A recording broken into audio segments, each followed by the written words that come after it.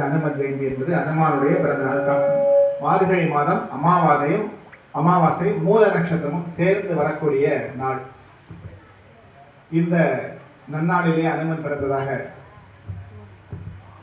புராணங்கள் சொல்கின்றன. அதை ஒட்டி அனுமானை வணங்கி பல ஆலயங்களிலே பல வீடுகளிலே வணங்கி மாதங்களிலே நான் மார்கழியாக இருக்கிறேன் என்று பகவான் ஸ்ரீகிருஷ்ணன் சொன்ன அந்த சிறப்பு வாய்ந்த மார்கழி மாதத்திலே நோன்பிருந்து அதனுடைய பலனை பெறுவதற்காக ஹனுமானுடைய பிறந்த நாளிலே அவரை வணங்கக்கூடிய நல்ல பாக்கியமானது நமக்கு இப்பொழுது கிடைத்திருக்கிறது.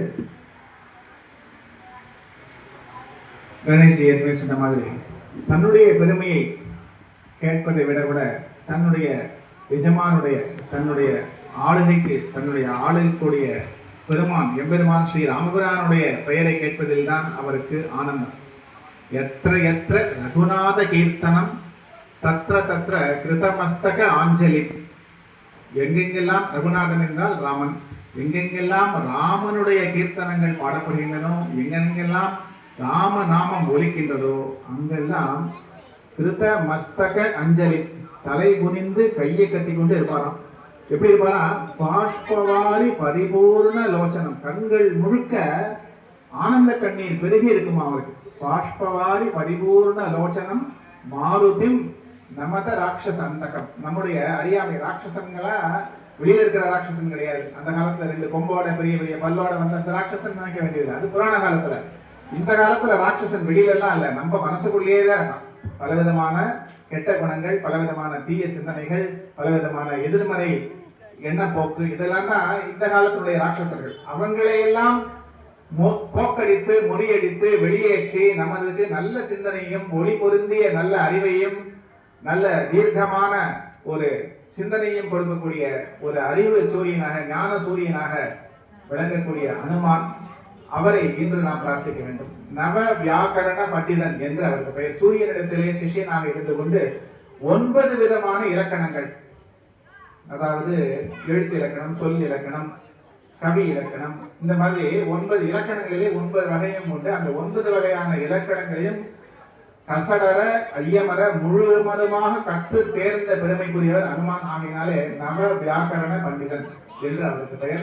நவ வியாக்கரண பண்டிதனாக இருந்த போதும் கூட பலத்திலே சிறந்தவர். அப்படி இருந்து வரத்தினாலோ அல்லது தன்னுடைய அறிவினாலோ எதனாலுமே கூட கர்வம் கொள்ளாமல் அடக்கமாக அமைதியாக நமது ராமபிரானுக்கு தொண்டு புரிவதுதான் வாழ்க்கையுடைய லட்சியம், அதுதான் இன்பம் என்று இருந்தவர் ஸ்ரீராமபிரான்.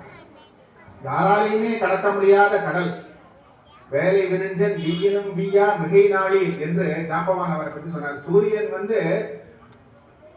நாள் முழுக்க வேலை செய்யறார். காலத்தால எழுந்து ஒளி கொடுக்க ஆரம்பிச்சு சாயங்காலம் ஓய்வில்லாத பணியாற்றி கொண்டிருக்கிறார். கடலுக்கு அந்த பக்கம் மறைகிறார். அந்த பக்கம் அந்த அளவு ஓய்வில்லாத சூரியனே கூட ஓய்வு எடுக்கிறதுக்காக கடலுக்கு பின்னால மறைஞ்சாலும் கூட உங்களுக்கு ஓய்வுங்கிறது கிடையாது. மிகை நாளீர் அப்படிங்கிற மிகை நாள்னா எக்ஸ்டெண்டட் டே. நாள் முடிஞ்சிருக்குன்னு நினைக்கிறோம் இல்லையா? சூரியன் மறைஞ்சதுன்னா நாள் முடிஞ்சிருக்குன்னு நினைக்கிறோம். அனுமானுடைய நாள் அப்படியாது. அதுக்கப்புறமும் அவருடைய வேலைகள் தொடர்ந்து அந்த அளவு எஜமானனுக்காக ஸ்ரீ ராமபிரானுக்காக பக்தியினுடைய காரணமாக அதிகமாக வேலை செய்யக்கூடிய, அதிகமாக சுறுசுறுப்பாக ஈடுபாட்டோடு வேலை செய்யக்கூடிய ஒரு தன்மையானது அனுமானத்தில் இருக்கு. அதையெல்லாம் நாம் கற்றுக்கொள்ள வேண்டும். அனுமான் சாமியை கும்பிட்டு போறோம்னு நம்ம நினைக்கூடாது. எந்த தெய்வங்களிலும் பலவிதமான குணாதிசயங்கள், அந்த குணத்தை நாம் கைக்கொள்ள வேண்டும் என்ற காரணத்தினாலதான் ஒவ்வொரு தெய்வத்தையும் நாம் வணங்குகிறோம், ஒவ்வொரு தெய்வத்தையும் பூஜை செய்கிறோம். அது மாதிரி அனுமானிடத்திலிருந்து நாம் கைக்கொள்ள வேண்டிய குணாதிசயங்களும் நிறைய இருக்கின்றன.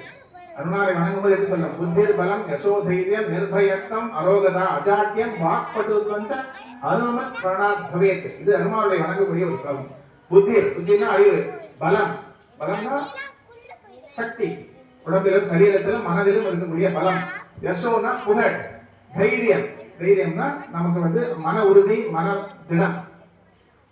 நிர்பயத்துவம்னா அஞ்சாமை, எதிரிகளிடத்திலிருந்தோ தீய விஷயங்களிலிருந்தோ ஒரு சமுதாய தீங்குகளிடத்திலிருந்தோ அதை கண்டு அஞ்சாமல் போராடக்கூடிய துணிவு நம்மளுக்கு. நிர்பயத்தம். அரோகதா, அரோகதானாக்க வியாதி இல்லாத ஆரோக்கியமான தன்மை.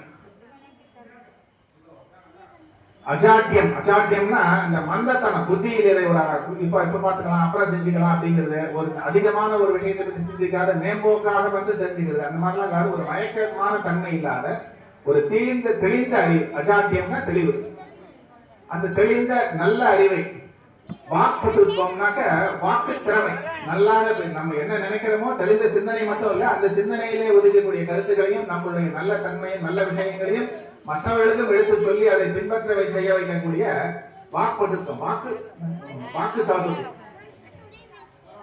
இதெல்லாம் நமக்கு அனுமாரை வணங்கக்கூடியதால இந்த மாதிரியான வீரம், விவேகம், பலம், புத்தி, புகழ், வாக்கு வன்மை, பயமற்ற தன்மை, தெரிந்த சிந்தனை, இது எல்லாமே நமக்கு உண்டாகும் என்பதாலே அவரை நாம் நிரந்தரமாக வணங்க வேண்டும். அனுமானை லட்சியமாக கொண்டு வீரனாக வாழ்ந்தவர்கள், நம் தேசத்திற்காக தொண்டு செய்தவர்கள், தெய்வ பக்தியிலே சிறந்தவர்கள் ஏகப்பட்ட பேர் இருக்காங்க. அவங்களை எல்லாம் சமர்த்த ராமதாசர் அப்படின்னு சத்ரபதி சிவாஜிக்கு வழிகாட்டின குரு. அவர் வீரத்திலையும் சத்ரபதிக்கு குரு, விவேகத்திலையும் அவருக்கு குரு. எப்படியெல்லாம் சாமர்த்தியமாக எதிரிகளை கைக்கொள்ள வேண்டும், எதிரிகளை கையாள வேண்டும் என்று சொன்னார். உடல் உறுதி செய்வதற்கு என்னென்ன விதமான பயிற்சிகளை மேற்கொள்ள வேண்டும், படையை எப்படி செலுத்த வேண்டும், ஒரு ஒற்ற வேலையை எப்படி பார்க்க வேண்டும், இது எல்லாம் பலவிதமான வேலைகளை அவருக்கு கற்றுக் கொடுத்த சமர்த்த ராமதாசர் முழுக்க ஹனுமானுடைய பக்தர். ஹனுமானை தான் வணங்குவார் அவர். ராமதாசர் பேர். ராமதாசர்னா யாரு? ராமனுக்கு தாசன் ஹனுமான் தானே. ஹனுமானையே தன்னுடைய உபாசனா தெய்வமாக வைத்து வணங்கக்கூடிய சமர்த்த ராமதாசர். ஆகையினால இந்த மாதிரி நமக்கு சமுதாயத்திலும் புராணத்திலும் வழிகாட்டக்கூடிய பல விஷயங்களுக்கு ஹனுமான் உதாரணமாக வழங்குகிறார். அவரை நாமும் உதாரணமாக ஏற்று இந்த நன்னாளிலே அவரை மனதை நிறுத்தி எந்த நாளிலும் அவருடைய குணங்களை போற்றி பாதுகாத்து நமக்கும் அந்த குணாதிசயங்கள் வருமாக முயற்சி செய்ய வேண்டும், பக்தியோடு வாழ வேண்டும் என்று அன்போடு கேட்டுக்கொள்கிறேன். இந்த வாய்ப்பை எனக்கு நல்கிய ஆலய நிர்வாகத்தினருக்கும் பொறுமையோடு கேட்ட 10 கோடி பெருமக்களுக்கும் எனது அன்பார்ந்த நன்றியையும் வணக்கத்தையும் காணிக்கிறேன்.